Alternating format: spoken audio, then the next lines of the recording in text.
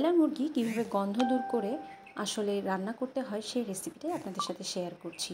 তো এখানে আমি প্রথমে 1 কেজি পরিমাণ ব্রয়লার মুরগি পরিষ্কার করে ধুয়ে নিয়েছি। তারপরে এখানে হাফ টুকরা লেবুর রস আমি এটাকে মিক্স আপ করে নিচ্ছি। তো এটাকে মিক্স আপ করে নেওয়ার পরে আমি এখন তেল এবং কড়াইয়ে দিয়েছি তেজপাতা আর পেঁয়াজ। এটা দিয়ে আমি খুব ভালো করে ভেজে নিব।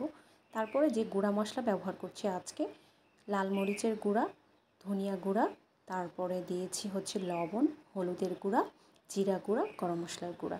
তো এই তো বেসিক মশলাগুলো আমি এখানে অ্যাড করে নিয়েছি। তো এখন আমি হালকা পানি দিয়ে দিলাম যাতে হচ্ছে কোনো প্রকার কড়াই না লেগে যায়। তো এটাকে আমি এখন একটু ফুটতে দিব। তারপরে আমি এখানে হালকা করে থেতো করে নেওয়া পেঁয়াজ, আদা, রসুনের পেস্ট দিয়ে দিলাম। তো আমার বেসিক মশলা যেহেতু হয়ে গেছে, তো ফুটে গেল। তেলটা উঠে আসলে আমি মুরগিগুলো দিয়ে দিব। তো ব্রয়লার মুরগি যারা খেতে পছন্দ করে না তারাও যদি এভাবে খায়, তো এটাও তারা অনেক বেশি পছন্দ করবে। তো আমার কাছে এই সহজ রেসিপি এর চেয়ে বেশি হয় না আসলে। তো আমি এইভাবেই রান্না করছি। তো তেলটা উঠে আসলে কিন্তু একটা দারুণ কালার চলে আসবে। তো ব্রয়লার মুরগিতে একটু মরিচের পরিমাণটা একটু বেশি দিতে হয়। তো বাসায় যদি বাচ্চা থাকে তাহলে আসলে মরিচের পরিমাণটা একটু বুঝে শুনে দিতে হয়। তো আমি একটু এটাকে ভালো করে কষিয়ে নিলাম। তো 10 মিনিটের মধ্যে কষানোর পরে আমি এখানে হালকা পানি অ্যাড করে দিচ্ছি।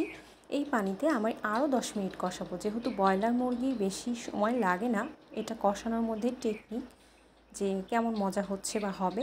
তো এটা এই তো অনেকটা শুকিয়ে এসেছে পানিটা। তো আমি এইভাবে 3 ধাপে এটা কাজটা করে নিব। তো 30 মিনিটের মধ্যে কিন্তু একটা সুস্বাদু ব্রয়লার মুরগির ডিশ রেডি করা সম্ভব। তো এটাকে আমি একটু ভালো করে নেড়ে চেড়ে দিচ্ছি যাতে ভাজা ভাজা হয়ে যায়। একেবারে যে উটকো গন্ধটা সেটা লেবুর রস দেওয়ার কারণে কিন্তু একেবারে চলে যাবে। তো আমি এখন এটাকে আরও ভালো করে নেড়ে চেড়ে নিচ্ছি। আপনি যত ভালো করে কষাবেন এর টেস্ট তত বৃদ্ধি পাবে। তো আমি এই তো 3 ধাপে এটাকে পানি দিয়ে দিলাম। এই পানিতেই আমার মাংস রান্নাটা আজকে কমপ্লিট হয়ে যাবে। তো এই তো একটু ঝোল ঝোল করে রেখে দিয়েছি। এটাও কিন্তু সাইড ডিশ হিসেবে পোলাওয়ের সাথে ব্যবহার করা যায়, মেহমানদারিতেও কিন্তু এটা ব্যবহার করা যায়। তো এটা সাদা ভাতের সাথে অনেক বেশি মজা লাগে, রুটি পরোটার সাথেও অনেক বেশি ভালো লাগে। তো আজকের ভিডিও এই পর্যন্তই।